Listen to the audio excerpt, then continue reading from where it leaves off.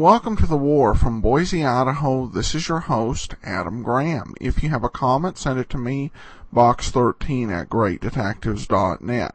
Today we're going to take a listen to the Lux Radio Theatre adaptation of one of the top movies of 1943.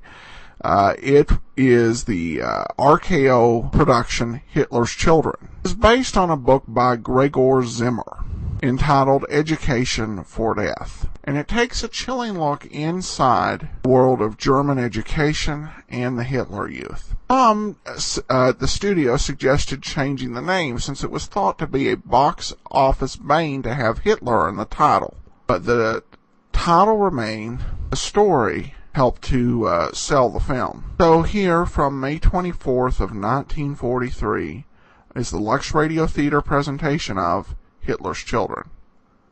Lux presents Hollywood.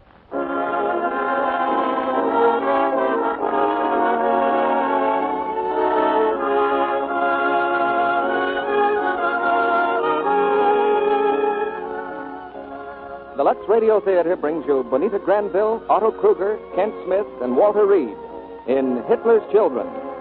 Ladies and gentlemen, your producer, Mr. Cecil B. DeMille.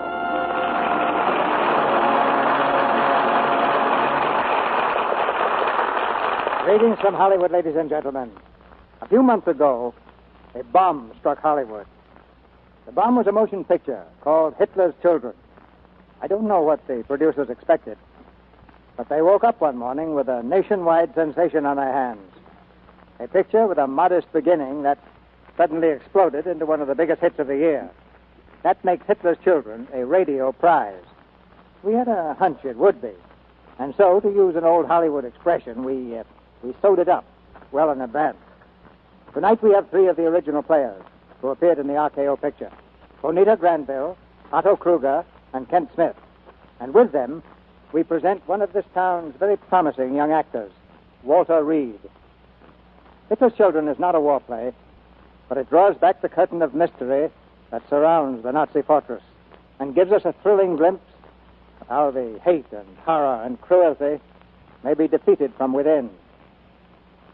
This is the time of year when I take on a rather dangerous job, and the popularity of Lux toilet soap doesn't make it any easier. The graduating classes at various schools and colleges around the country send in photographs of the girls in the class and ask me to pick the most beautiful. Fortunately, for my peace of mind, the losers are always good sports, because the decision is usually a close one. There are many types of beauty among the girls in these photographs, but nearly all have one thing in common: a lovely complexion. Without that, the most classic features have no charm. And guarding this prize for the loveliest American beauties is our good friend Lux Toilet Soap. Now the curtain goes up on the inside story of Hitler's Children. And here's the first act, starring Bonita Granville as Anna Miller, Otto Kruger as Colonel Henkel, Kent Smith as Professor Nichols, and Walter Reed as Karl Brunner.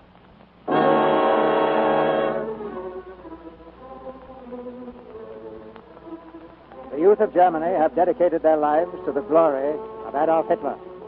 The crooked cross of the Nazis is emblazoned on their arms and in their hearts. They live for the Führer. They are ready to die for the Führer. They are Hitler's children, healthy in body, diseased in their young souls. Professor Nichols knew them well. He conducted the American school near Berlin back in 1933. Our building was just across the way from the German school. I used to watch them drilling in the park.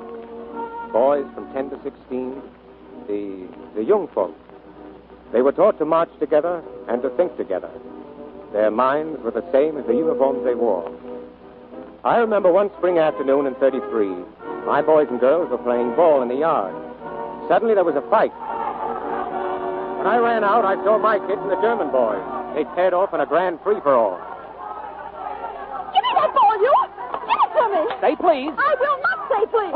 Boy, stop this fighting. Hannah, stop it, I'm surprised. They started it, Mr. Nichols. I knocked out a good three-bagger, and they wouldn't give me back the ball. Stop this fighting. Stop it. Dr. Smith. Dr. Smith! Yes, Professor Nichols. I'm afraid someone may be hurt if this keeps up. Would you call your boys off, and I'll do the same with mine. Really, Professor Nichols, truly it is not my duty to interfere with a popular demonstration. Popular demonstration? Very well. You won't step in, I'll have to. Achtung! Schluss jetzt mit der Keilerei! Antreten! Sorry I had to steal your stuff, Dr. Smith. All right, boys and girls, back into school. You've had enough recreation for today. I'd like my ball, if you don't mind. Well, suppose I do mind. Well, if you boys insist on another popular demonstration, just say so. Here's your ball, Fraulein. Thanks. Oh, my name's Carl Bruner. What's yours? I don't give it to strangers. And tell your Nazi friends to stay off our ground.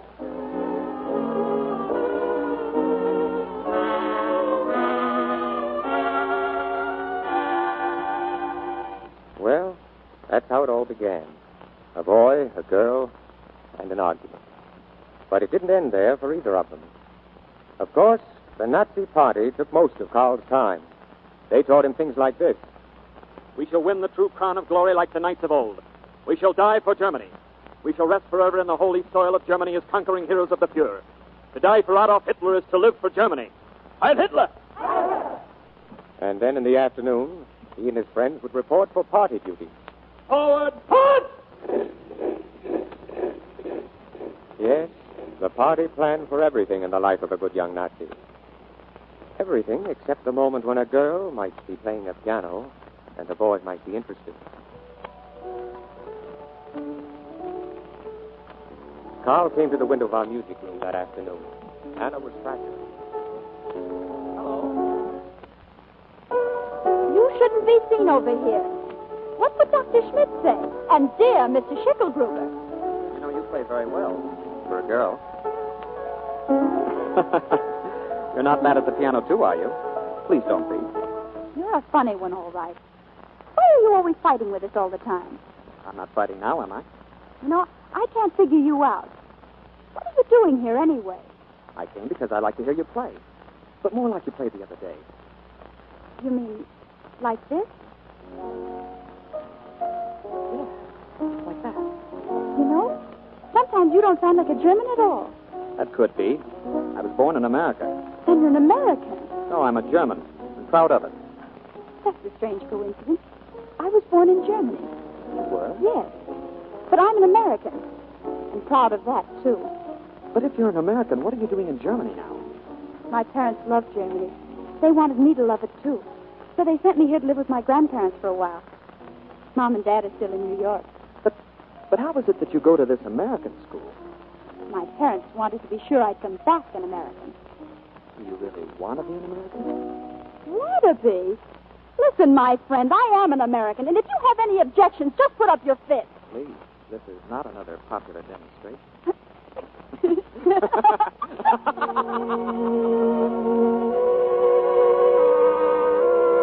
And so the street fights stopped and the picnics began. About every other Saturday, Karl managed to slip away with Anna and me.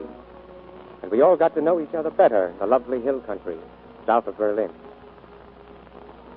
We used to sit under the trees near a stream, and I'd read aloud to them. And so he dreamed all his life that he might find the perfect moment. And toward the end of his days, he summed up his dream like this. If the whole world I once could see on free soil stand with a people free, then to the moment might I say, linger a while, so fair thou art. Gee, that's beautiful. That would be a wonderful moment, wouldn't it? That's good poetry. But who'd want the whole world to be free? It'd never work. Well, the world's never had a chance to try it, Karl. But the dream's growing. This same poet expressed it in a simple line. And those who live for their faith shall behold it living. And those who live for their faith shall behold it living. Well, that's a little too fanciful for me. It almost puts me to sleep. A little splash of cold water on my face, and I'll prove to you where that American prophet of yours is just a dream. But it's not an American, Karl. It's by a German author named Goethe about a German hero named Faust. Oh, forgive me, Nicky. I'm a dunce. I ought to be thrown in the brook. Well, anything you oblige a guest. Hey! Sorry, Carl. Hey, come back here. Go get her, Karl. Hey, Anna. It was your own fault. Oh, you think I can't catch you, huh? I'll show you. Carl. Come here. Now, Carl, wait. Anna, what's the matter? That boy on the ground there. He's hurt. Anna, come away. Don't you see? Someone has tied and gagged him. Left him here in the woods. Anna, I said come away. I've got to help him. No, leave him alone.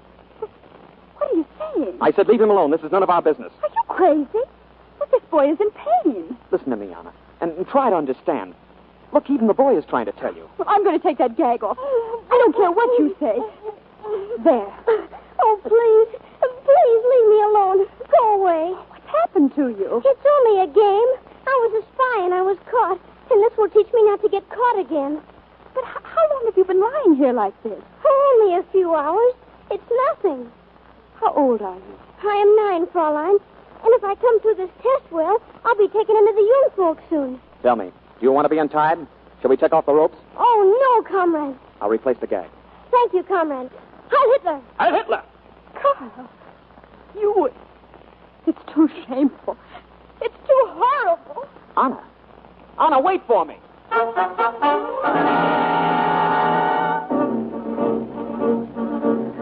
that was the last we saw of Karl for a long time. He was swept up in the storm. The storm that was sweeping through all of Germany. The new order was on the march, trampling life and liberty into the dust. By May the 30th, 1939, the fires of freedom were burning very low in Germany. But so far, our school was untouched. It was Memorial Day, and we'd gathered to celebrate. Anna was 20 now, the best assistant I ever had.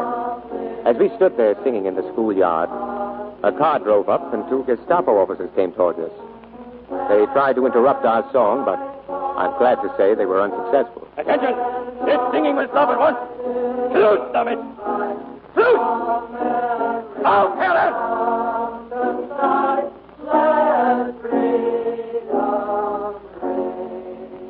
Professor Nichols? Yes? What seems to be the trouble, Sergeant? The Ministry of Education requires the instant dismissal from your school of all Poles, all Jews, all Lithuanians, and all persons of German blood. But this is an American school. We accept anyone who wants to come. I know nothing about that.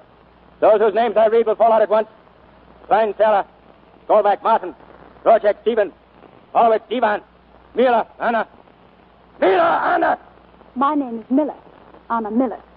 But I'm not a student. I'm a teacher here. You live with Mr. and Mrs. Max Miller, Königstrasse 137? Yes, they're my grandparents. They're German, but I'm an American. Nevertheless, you ought to fall out, too. Look here, Sergeant. Miss Miller's an American citizen. I refuse to allow I have my orders. If you have any objections, take them up with the lieutenant. Very well. Where will I find the lieutenant? Follow me. We followed him into the building. At my desk, there was a Gestapo officer, a lieutenant. He didn't look up. I couldn't see his face. Hey, Lieutenant, this is Anna Miller. Anna Miller, yes. Lieutenant, I demand to know by what authority students are being removed from my school. By authority of the Gestapo, is that sufficient? Not in an American school. The orders have nothing to do with Americans. They apply to Jews, Poles, and Lithuanians. We are also removing all persons of German blood immediately. But there are no Germans in this school. Anna Miller is here. Why, Carl. Carl Bruner. Don't you remember it? Professor Nichols and Anna Miller from the school here. Carl. You were born in Germany, Fraulein? Oh. Yes. But I'm an American. Your parents were also born in Germany? Yes. The record is quite clear, Fraulein. We shall be pleased to look upon you as a citizen of the German Reich. Aren't you again overlooking the fact that her parents became citizens of the United States? She's here on an American passport. We are now in Germany under German law. Whoever is born in Germany is a citizen of the Reich while on German soil. Well, that's rather new and arbitrary, isn't it? Arbitrary? Is the professor implying that it is not an honor to be a citizen of the German Reich? It's undoubtedly a great honor for Germans. But the American embassy may have another opinion about Americans.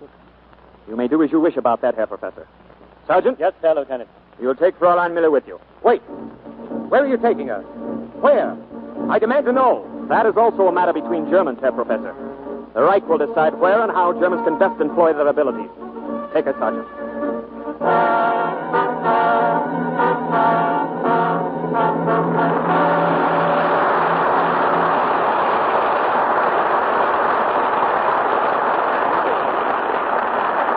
In a moment, Mr. DeMille presents Bonita Granville, Otto Kruger, Kent Smith, and Walter Reed in Act Two of Hitler's Children. Mr. Kennedy, Yes, Sally? I've been reading in the papers about all these plans. Tax plans and security plans, and, well, I've been thinking. Good, Sally. So many pretty girls don't. There you go, not taking me seriously again. Now, here's what I thought. What's the matter with talking about our plans? What plan, Sally? Why, our 30-day complexion plan for women everywhere. Sally, I believe you've got something there. You mean, let's talk about the Lux Soap facials Hollywood stars use. Yes, of course. And if women will give the Screen Stars Beauty Soap a trial for 30 days, they'll discover something. Wait, Sally. Don't get to the results till you tell what the plan is. Now, just what do these ladies do for 30 days? Why, they take active lather facials with Lux toilet soap regularly. Certainly will be glad they did, too. But, Sally, you haven't said how to take an active lather facial. It's so easy. You just smooth lots of the creamy Lux soap lather well into your skin. You rinse off with warm water and splash with cold, and then you pat your skin dry with a soft towel. And if a woman does that every day, Sally? She's just bound to be pleased with the way her complexion looks a month later. Especially if she takes these Lux soap facials several times a day and always at bedtime. It's Lux Soap's creamy active lather that makes this 30-day plan a success. That rich, smooth lather does a really thorough job of complexion care. Does it gently, too, because Lux soap is so pure and mild. Well, Sally, the most famous stars in Hollywood say they find these Lux Soap facials are a wonderful help to softer, lovelier skin. And here's another nice thing about our Hollywood complexion plan. You can start at any time. Right, Sally. And tomorrow is a good time for the woman who thinks her complexion might be smoother and prettier. So here's our tip to these ladies. Why not put gentle Lux toilet soap on your shopping list right now? Now, Mr. DeMille returns to the microphone. Act 2 of Hitler's Children, starring Bonita Granville as Anna Miller, Otto Kruger as Colonel Henkel, Kent Smith as Professor Nichols, and Walter Reed as Karl Brunner.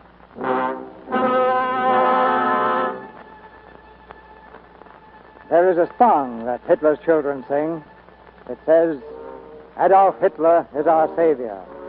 Our Hitler is our Lord, who rules a brave new world. This is their religion, the worship of a man. This is the seed of Nazi culture, planted early in the youth of the land. And from such seed, the stem grows crooked, and the fruit is rotten.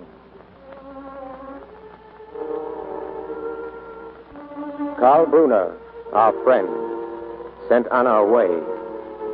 It wasn't hard to believe. I'd seen before the awful power of the Nazi system, the disease which infected the brains of their children. In the months that followed, I had no word from Anna. I tried to reach her by mail. I called on friends, party officials. And then, in desperation, it occurred to me that perhaps Anna's grandparents would know something.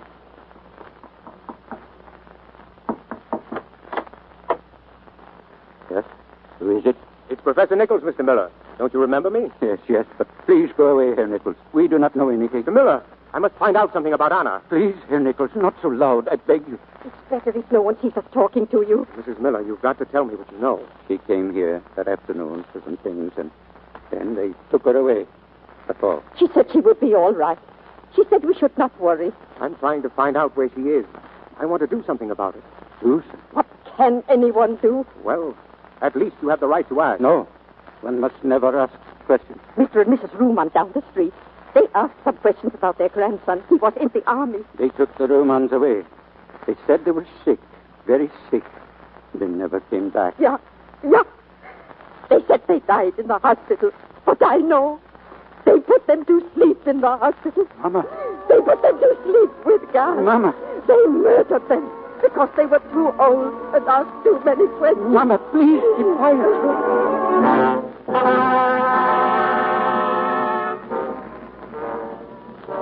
Fear. It was the same wherever I turned. Some terrible dread that froze people where they stood. And then I remembered Franz. Franz Erhardt. If anybody could help me, I was sure it would be Franz. A brilliant, courageous journalist who was respected by all. Nicky. Hello, Franz. Well, this is a fine surprise. Franz, I've got to speak to you about something. It's important. Please, if you don't mind, we just stay out here on the porch. You see, my boys are home this morning. Oh, two fine boys. But what they don't know, they won't tell to their troop leader. Franz, you mean you can't talk in your own house, in front of your own children? Why, of course I can, my friend. Who said I couldn't? I merely said it's wiser not to. Well, my friend, what can I do for you? I'm in trouble. They've taken Anna away. Well, now, who took her away? The Gestapo. The Gestapo. Oh, I'm sorry, my friend. I can do nothing for you. Nothing. Franz, we just can't let a girl disappear without doing something. Not so loud. Good morning, Herr Erhardt. Good morning, nurse. That woman is the nurse from the state. She has come to see the janitor's wife next door. Observe, my friend, how carefully the Nazis take care of their children. Good morning. Good morning, Frau Lenner. Good morning, Hans. Gerhard. Good morning. Well, Hans, what do you want to be when you grow up? I shall be a leader of stormtroopers. And you, Fritz? I'm going to be a fighter. I'll drop bombs on Germany's enemies. Very good. All is well here, Frau Lenner, I can see. Oh, please, nurse, Yes? before you go, things are so difficult. My husband works so hard and earns so little. We have so many... Oh, there. You've nothing to worry about. Remember, Frau Lenner, when you have your 5th child, you won't owe the state anything. You won't have to pay back the money the state loaned you to get married on. The debt will be automatically canceled. Heil Hitler! Hi, Hitler. Come into the house, children. See, Nicky? The Nazi state is very generous. Yes. But you must not think it is unusual. That or the fact that I can't even talk in my own house. No, it is happening in every house and every street in Germany. And my friend, it's only child's play. Oh, that's no fun. Only child's play to what is about to happen. Franz, how can you stand it? You, of all people. How can you be so complacent? My friend, you can get off a train before it starts or after it stops. But while it is in motion, I wouldn't advise it. You mean you pretend you believe in this and go on writing in praise of it? What would you have me do? I wouldn't make a very good hero. Well, then I don't suppose you'll help me. Help you, my friend? I can't even help myself. Very well. Goodbye, Franz. Wait. Nicky, in such cases, they usually send the girls to the labor camp, Rheinsberg. Is it a prison? Prison? No, not exactly. Well, then it shouldn't be too hard to arrange for an escape. I might even get her out of Germany. My friend, that would be a very unwise thing to attempt. How can I get permission to visit the camp? Oh, you couldn't. But as an American school teacher, it's possible you might get permission from the Ministry of Education to make a tour of the camps. Thank you, Franz. Thank you. Yeah. Goodbye, my friend.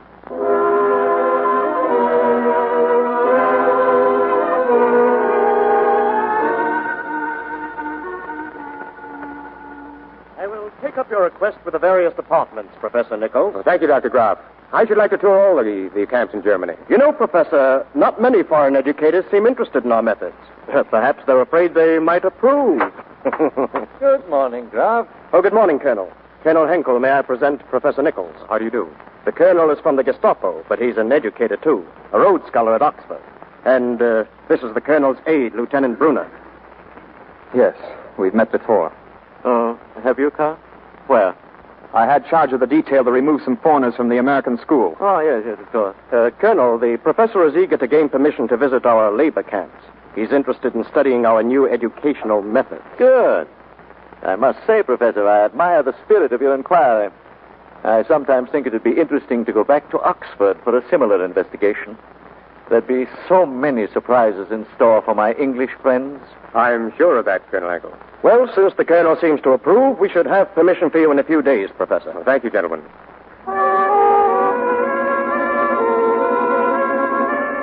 I left the office then, but I got no further than the street. A Gestapo officer took my arm and led me back into the building, to Karl Brunner's office. You know why I had you brought back, Professor? You will inform Dr. Graf and Colonel Henkel that you have had a change of mind about your educational tour. Why? Because I know that you're searching for honor. You must give it up. Do you understand? No, I don't understand. There are death penalties for many acts against the German Reich, Professor. I didn't know you were interested in my health. I'm not. I'm merely thinking of honor's welfare. Yes, you certainly proved that when you sent her to a labor camp. A girl who never did anything physically harder than play a piano. Don't let words frighten you, Professor. A labor camp is not a prison. It's a place where young Germans make themselves fit for the duties of soldiers and mothers. It's an honor to go there. Oh. Do the inmates think so? Besides, Anna isn't in the labor battalions. Through my influence, she was able to get a position on the staff. Oh, so that's why you didn't expose me to Colonel Henkel. We will leave Colonel Henkel out of this. It might surprise him to know that a good Gestapo officer is interested in a girl who believes in freedom. It might surprise you to know that Anna's attitude about the new Germany is changing. If you persist in this search, you're endangering her position and yours. And perhaps yours? I warn you, Professor Nichols, if you... No use, Carl. I won't give up this search. I won't believe what you say until I see her. And I don't care what the penalties are. Suppose I could prove to you that she is happy and well off where she is now. Well, if you could prove it, yes. Very well, Professor. We'll visit her together. But you will please pretend that she is a stranger to you. You do not know her. I wonder if I will.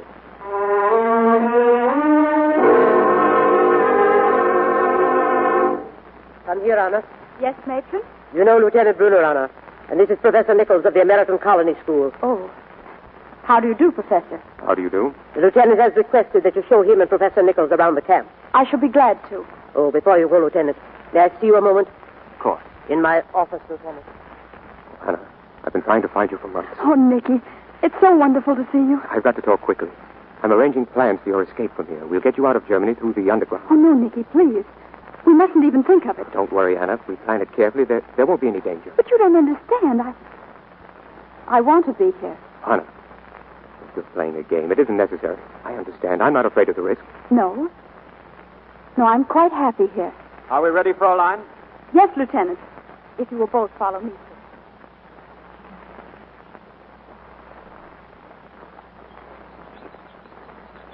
And finally, Professor, this is the rest home.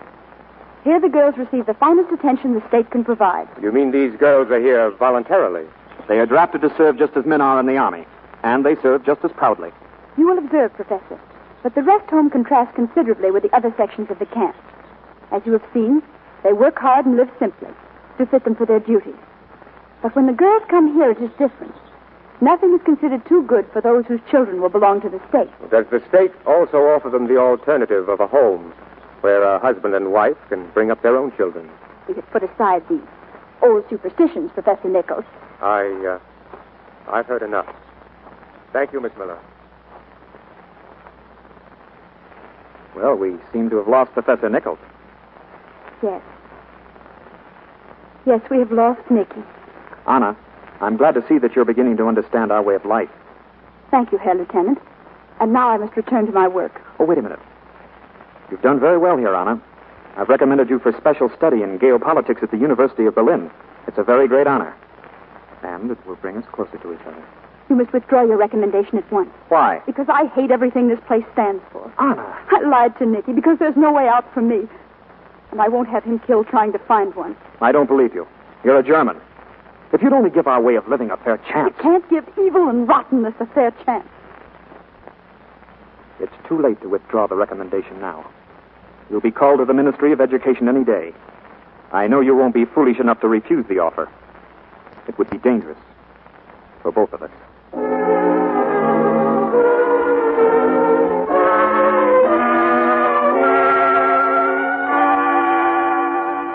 Fräulein Miller, this is a rare opportunity for you. Not every girl is invited to study at the university. Thank you, Dr. Graff. With your training and education, well, someday you might even be sent back to America. As an espionage agent, Colonel? What's that? No, Fräulein. As an ambassador of culture, an ambassador of world culture. Unfortunately, Doctor, I must decline the honor. I don't want any part of the diseased new world you're planning for mankind. And I'm not afraid to die to prove it. Fräulein Miller! One moment. Who said anything about dying, Fräulein? Let me assure you the choice is no longer between life and death.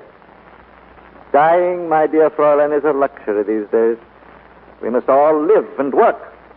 And for those who will not work with the brain, we will find duties to fit their capacities. Sergeant? Yeah, Herr Colonel. Keep this young lady in custody until we give you further instructions. That's all, Fräulein.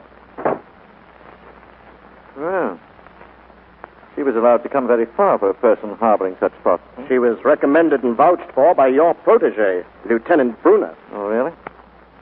Send in Lieutenant Brunner. He must be removed at once. Why? Why? Isn't it obvious? Oh, my dear Graf, now when are you going to learn that we must stop purging our best people? All men make mistakes, especially young men. If the party is to survive, the intelligent young men will be needed. Do you consider what he did an act of intelligence? I consider it a mistake of youth. Nothing more. Herr Colonel? No, Carl. Come in. Carl, you recommended a girl named Anna Miller for work at the university. Yes, Herr Colonel. I suppose you looked into her background carefully? Yes, Herr Colonel. She was born in Germany, though she has lived in America. Her work at Rheinsberg was considered excellent. She's regarded as a German, therefore there seemed no reason for not advancing her. That's sound enough. But the young lady, only a few moments ago, committed an act of treason against the state in this office. I allowed a moment of sentiment to misguide me, sir. I knew her as a young girl. I regret it, sir. And what do you think we ought to do about her? There is no alternative. She must be sent to a concentration camp. Well, I don't think such severity will be necessary. Perhaps a year on the labor corps will work out these silly notions. As you wish, Herr Professor. Henkel speaking. You have a young lady named Anna Miller being held in custody. You will transfer her from the staff to the labor corps at Rheinsberg. And I want a daily confidential report of her behavior.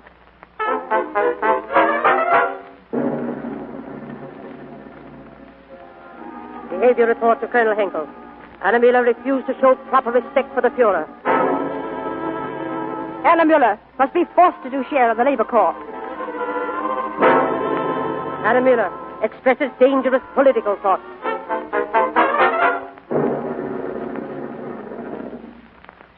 You say she's becoming worse, Frau Ritter? Yes, Lieutenant. She's a dangerous agitator. No corrective measures seem effective. All right. Thank you, Frau Ritter. Good morning, Carl. Oh, good morning, sir. Congratulations. I have good news, Carl. Because of your fine work on the Tagler case, I have approved a captaincy for you. A captaincy? Well, thank you, Colonel. My only hope is to prove myself worthy of the honor. I have no fear of that. You know, Carl, ours is a most important calling. The Gestapo is judge, jury, prosecutor, all rolled into one. And only the best minds should be permitted to administer such power. Men of great strength of character, men to whom there is no other consideration than their duty to the state.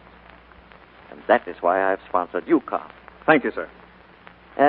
By the way, have you received any reports from the camp at Rheinsberg? Rheinsberg? Yes.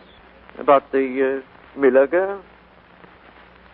Yes, Colonel. Uh-huh. I have. And what do the reports say? They're very poor, sir. They consider her quite dangerous. Carl, there is no room for the sick in Germany. And the girl is sick in her mind. She is unfit to pass her type of thinking on to future generations.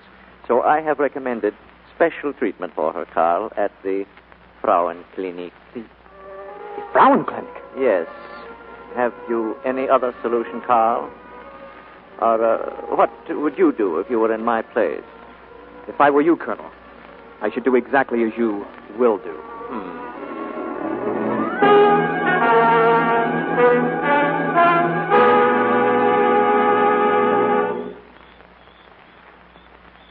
Why did you come here? What do you want? Can't you leave me alone? Anna, listen to me. I came to warn you. You're in great danger, Anna. Carl, I don't care anymore. I don't care. They can't do anything more to me that I've feared. Oh, they can, believe me. You must write Colonel Henkel at once. No. You must tell him you've made a grave mistake. No, Carl. That you're eager to serve your country. But it's not my country. It never will be. Anna, be sensible. Ask for another chance. If you fight a storm that can overwhelm you, you've got to ride with it as far as it goes. Is that what you've done, Carl? Please, Anna, there's no time left for discussing ideologies.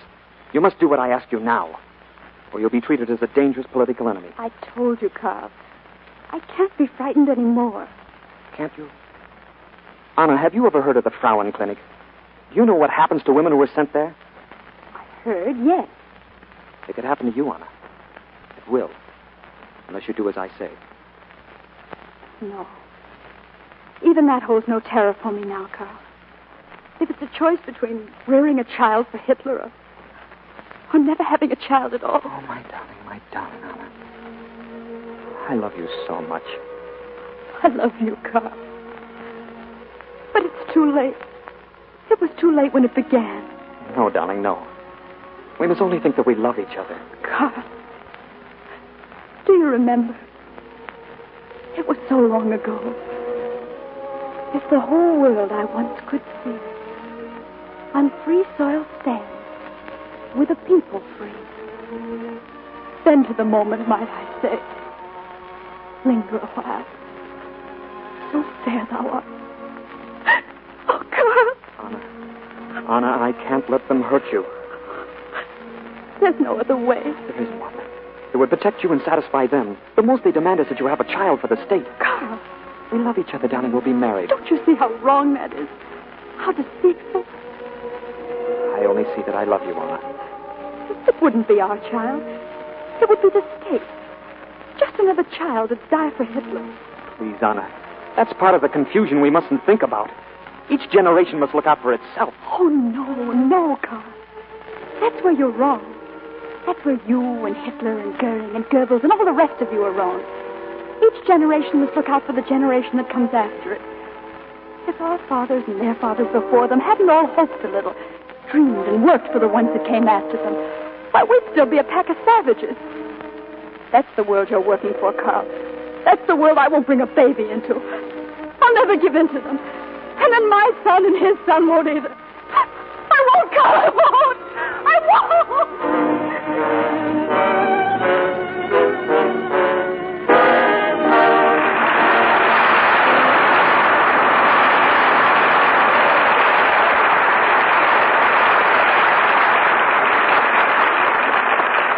We pause now for station identification. This is the Columbia Broadcasting System.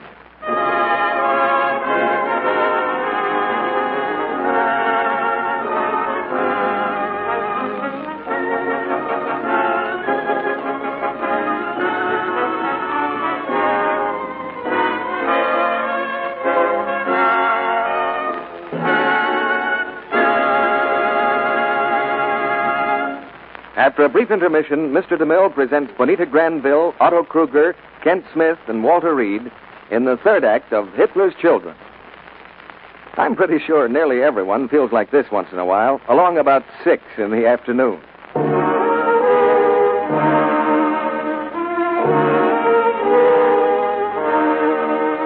Yes, tired is what we mean. And if you're a busy woman with war work added to your regular duties, you know what that end-of-the-day feeling is like. But now, listen.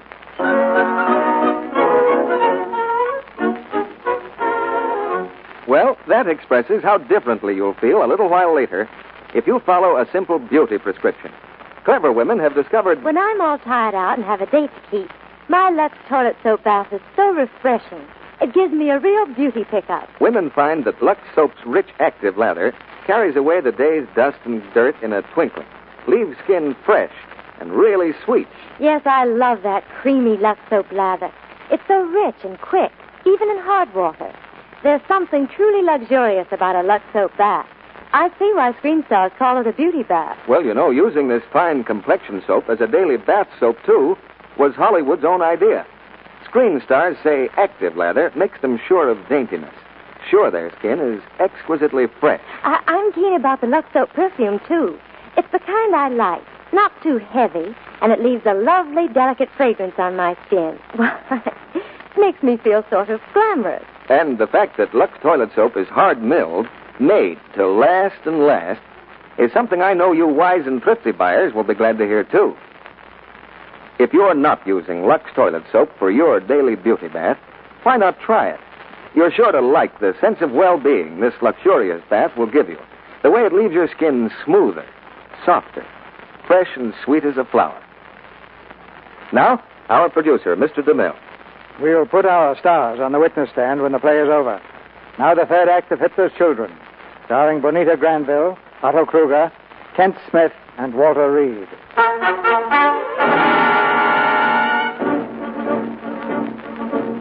It was a few days later that Anna escaped from the camp at Rheinsberg. She hid that night in a farm wagon while the soldiers searched the woods. Then in the morning, she found herself outside a church. Here was refuge, she thought. With her cape thrown over her head, she stumbled through the cathedral door. The bishop was in the pulpit. My dear good people, I shall not speak to you this morning upon the gospel for today. For today the gospel must speak for itself. I shall speak instead upon a very different gospel. The gospel according to Adolf Hitler. For the time has come, my friends, when you must choose once and for all between the gospel of Christ and the gospel of the Nazis. There can be no compromise between what is right and what is wrong. There is not one set of rules for Germans and another set of rules for the rest of the world. The rules are the same for everyone the world over. We must love the Lord our God with our whole heart and with our whole soul. We must think what we live and live what we think. And if to do that is to die... Stop! There's a girl hiding here in this church who will please dismiss your congregation at once. We will stand guard on the doors as they go out. You up there! You hear me? Tell these people to go home. And so, my dear friend, if to live what I think is to die for what I think, why then I say let me die, but I am still proud I am a German. I will ask once again. Dismiss your congregation, Bishop. Very well. Take this man to the Gestapo. No, wait. I'm the one you want. I'm here. Please don't take me. Don't.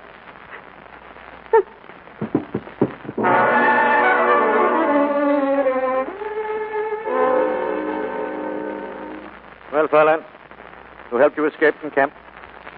No one helped me escape from camp. Who helped you to get from camp to the church? No one. I just got a ride, that's all. With whom? I don't know. Some farmer. I never saw him before. He didn't even know I was in his wagon. Why did you take refuge in the cathedral? Are you a Catholic? No, I'm not. Then why did you go there of all places? Were you to meet someone there? No. Had someone promised to get you out of the country, perhaps? No. I advise you to tell us everything that you know. Please, Colonel Hinkle, I assure you this young woman and I have never met before. A likely story. I tell you, Colonel, this bishop is no better than all the rest of the traitors. Even while we were looking for this girl in his church, he was denouncing the Fuhrer from the pulpit. Do you deny this, Bishop? No, I have always denounced the Fuhrer, but I am no part of the conspiracy. Whatever I may say or whatever I may do is said and done in the open. Please. You must believe him. I did go to his church to hide, but it was my own idea. And when I saw others might be hurt because of me, I surrendered. Anna Miller, you've given us a great deal of trouble. Ordinarily, you'd be kept in solitary confinement for an indefinite period. But under all the circumstances, some different discipline is clearly indicated. Tomorrow morning, you will receive 10 lashes in the presence of the entire camp. Colonel Henkel, I do not know this girl, but I must protest for her as I would for one of my own people.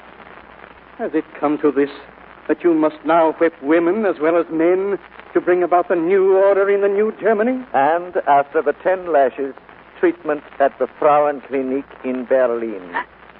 Courage, my child. They're only trying to frighten you. I'm not afraid. I remember what you said. We must die for what we think. God bless you. God keep you, my I got child. back to the camp. Father! Is there nothing you madmen will stop at? I bow my head in shame that any man who calls himself a German should beat a woman. But this Frauenklinik, as you call it, is the supreme blasphemy of all. How dare you? How dare you take away that which is not yours to take? Before God, we're all free. We have certain rights. Rights which were never given to us by the state. Tell me, Colonel, who made you? Who gave you the breath of life itself? Was it the state? Or was it something mightier than the state? You must not attempt to trick me with your questions. If I must choose between Christianity and the state, I am glad to choose the state. Christianity had its chance, and it failed. When the time is right, we will break with it completely once and for all. No wonder you take away the breath of life so readily. The breath of death is already upon you. You may go now, Bishop. Just one question more, Colonel. If you whip that poor unfortunate girl, why do you not whip me? Is it perhaps that you're afraid? Afraid? Afraid that the people who listen to me will someday rise up against you? No, we're not afraid. But there is no need to make a martyr of you before your time. Besides, when the work of National Socialism is finished, there will be no one in the churches for the clergy to talk to, except themselves. Good morning, Bishop. What a pity barbarians have so little time for history. Tell me, Colonel, Have you ever heard of Attila? Attila the Hun, the infamous leader of the Huns who murdered his own brother Bleda? Who swept with fire and sword through Asia and Europe and ruled with bloody hands this very land we now call Germany? Well, Attila and his barbarians are gone. But the church remains. The church remains, Colonel. It is eternal. It is the will of God. No man can change it.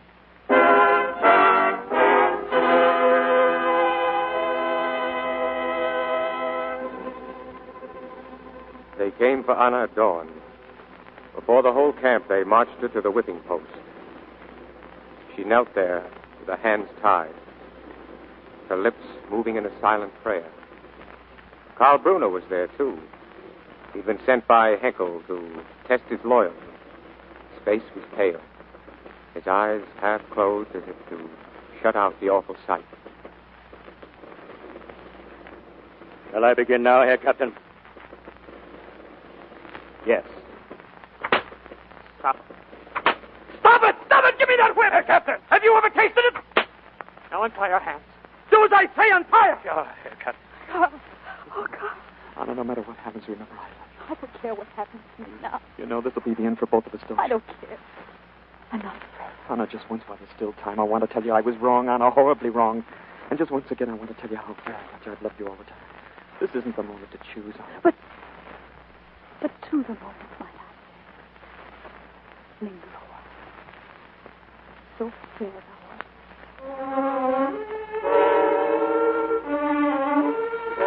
Anna and Karl were placed in prison. I wasn't permitted to see them, of course, but Franz learned things for me. Franz, who'd helped me once before. One night, he came to my apartment. Well, Nicky? Franz, what have you found out? Germany and Italy have signed a military alliance. No, I mean about Karl and Anna. Now you will see in the fall when the crops are in war. It has all been arranged. Franz, tell me. Well, they have to die, of course. Die?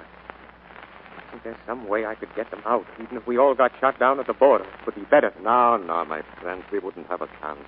They are valuable properties of the new order now, and will be guarded as such. What do you mean? Captain Brunner has repented his sin against the state. I don't believe it. I know, but it's true just the same. Colonel Henkel is very pleased. He will be able to make capital of his mistake.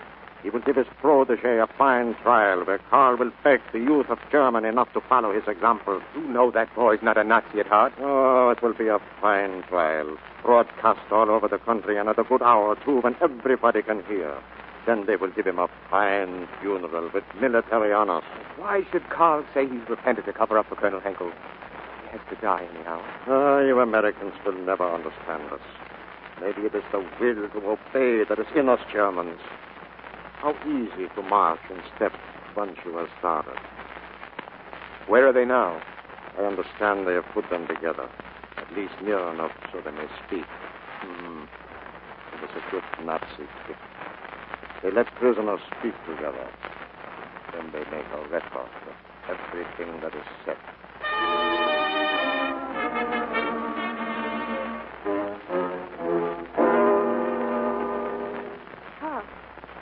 Carl, can you hear me? I have nothing to say to you, Anna. Carl, what have they done to you? I don't care what happens to me so long as you love me. But never stop loving me. I would be afraid then. Really afraid. I'm sorry, Anna. I lost my head. I didn't know what I was doing. I cursed the day I ever met you. Carl. I don't believe it.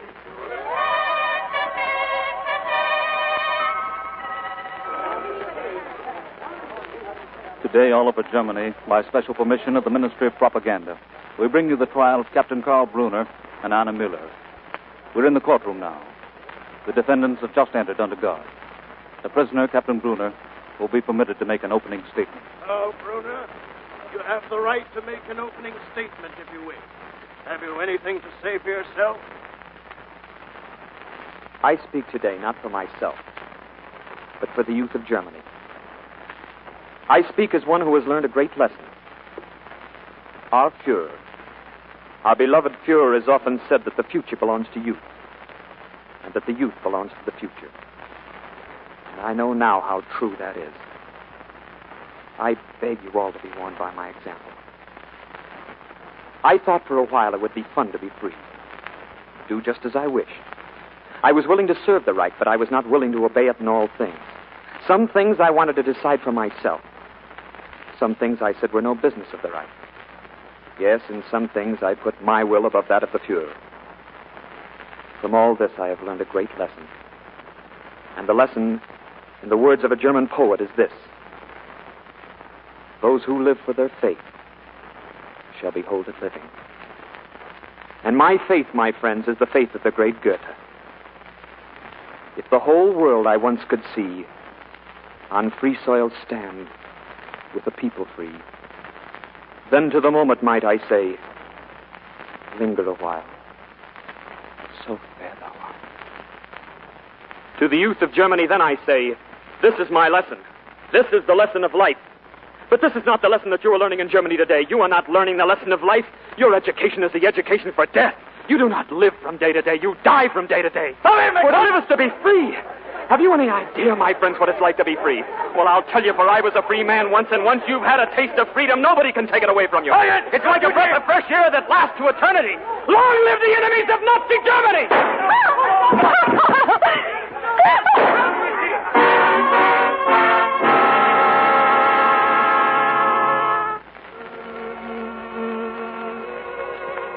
They died there in the courtroom, Karl and Anna, who wanted to be free. I left Germany then. True, the fires of the Nazi faith were still burning, and Hitler's children were still swearing to die for him. But to me, the fires didn't seem to burn so brightly, and the voices didn't come up quite so bravely. And as long as there are boys like Karl and girls like Anna, truth will never die in this world. For as the prophets of old used to say, the memory of virtue is immortal, and we have a long, long memory.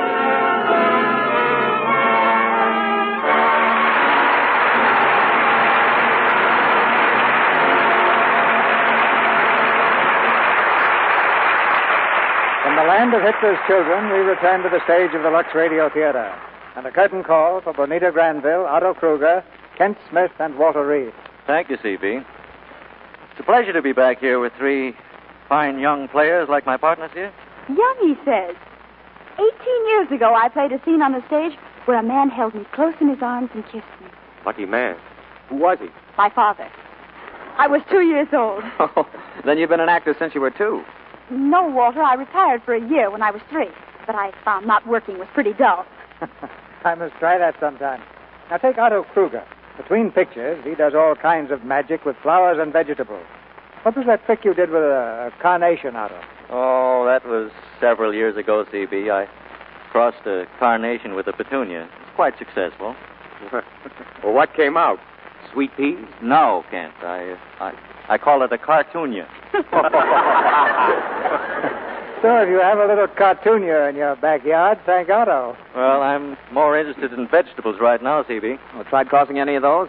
Well, I think I'll go to work on a combination of corn and lima beans. What do you expect to get, Mr. Kruger? Succotash. Oh, I fall for all those things. But there's one thing I can't be fooled on. That's the right way to take care of my complexion. I've been using Lux soap since I was a little girl, so I know it's right for me. Really, I couldn't get along without it. Well, no smart girl would even try to get along without Lux soap, Bonita. That's right, Mrs. DeMille. And now it's time for you to answer a question. Yes. What does the Lux Radio Theatre have next week, Mrs. DeMille? It's a Paramount comedy hit that just can't miss. The name of the play is The Major and the Minor. And the stars, Ginger Rogers and Ray Milland. They're the same stars who made the picture such a great success.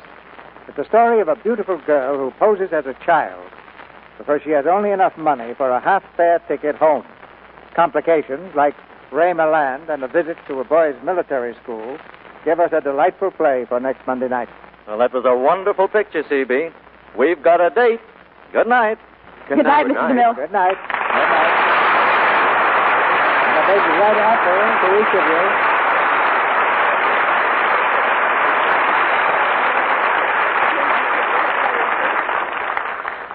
Ladies and gentlemen, America has some of the finest hospitals in the world. Can you imagine what those hospitals would be like without nurses, or with half as many as there should be? Some of you remember the great influenza epidemic that swept the country during the last war. We don't want to fight another like that one with a scarcity of nurses. The plain facts are we just haven't got enough nurses. The supply is dangerously low right now, and many more will be required to save the lives of our fighting men.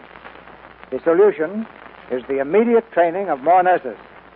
So I'd like to urge the many thousands of girls who will graduate from high schools this year and their parents to investigate nursing as a career. For information, write to Student Nurses, Box 88, New York City. There's no finer calling than the saving of human lives.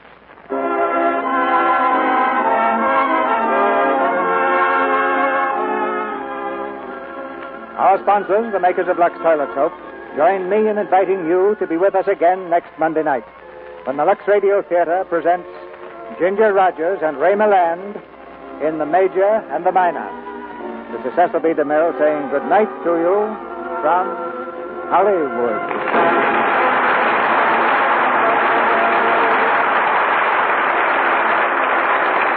Tonight's broadcast of Hitler's Children was based on the book Education for Deaf by Gregor Ziemer. Bonita Granville's latest picture is Hitler's Children. Otto Kruger will soon be seen in the Saul Lesser production, Stage Door Canteen. Kent Smith is currently appearing in the RKO picture, This Land Is Mine. And Walter Reed is featured in the RKO picture, Bombardier. I'll repeat the address to which all girls interested in nurses' training may write for information. Here it is. Student Nurses, Box 88, New York City. Heard in tonight's play were Norman Field as the bishop, Robert Harris as Dr. Graff, and Verna Felton, Leo Cleary, Claudia Dell, Charles Seal, Griff Barnett, Dick Davis, Regina Wallace, Fred Mackay, Cliff Clark, Carla Bohm, and Paul Hilton. Our music was directed by Louis Silvers, and this is your announcer, John M. Kennedy, reminding you to tune in next Monday night to hear Ginger Rogers and Ray Milland in The Major and the Minor. Mothers, what kind of vitamins do you give your family in these days of food rationing and shortages? Make sure you get enough. Get VIMS. VIMS are scientifically designed to help make meals complete. They give you all the vitamins government experts say are essential, balanced in the formula doctors endorse. In addition, VIMS give you all the minerals commonly lacking. Get VIMS at your druggist. VI for vitamins, MS for minerals. VIMS. This is the Columbia Broadcasting System. Welcome back. A powerful story. I think you can argue about the end parts where it almost seemed too melodramatic. And of course the whole story of Anna and Carl is fictitious as far as that goes. The whole point of this, I think, was to personalize the type of mental, emotional, and spiritual degradation that the children of Germany were subjected to. And I think that choosing these two leads, people who they could relate to, it really brought home the evil of Nazi Germany. And Bonita Granville was particularly suited for this role. She'd played a lot of children's roles, a lot of lighthearted roles, both before and after this. Her big thing I'd seen her in was the Nancy Drew movies. And I was able to find some pictures from the film.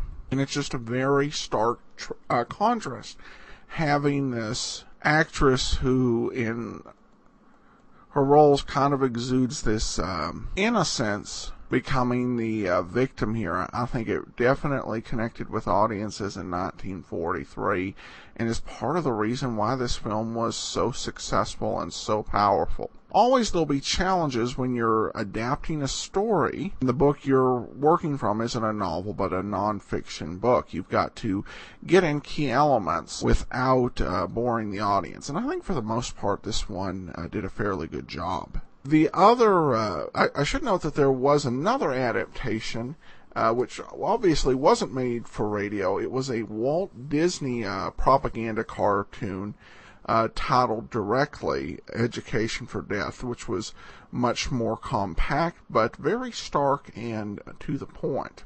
That will do it for today. If you have a comment, email me, box13@greatdetectives.net. I welcome your story or that of loved ones who served during World War II. Ken Curlin provides our opening theme music, kencurlin.com. I am your host, Adam Graham. This series is provided as a service of the Great Detectives of Old Time Radio, greatdetectives.net.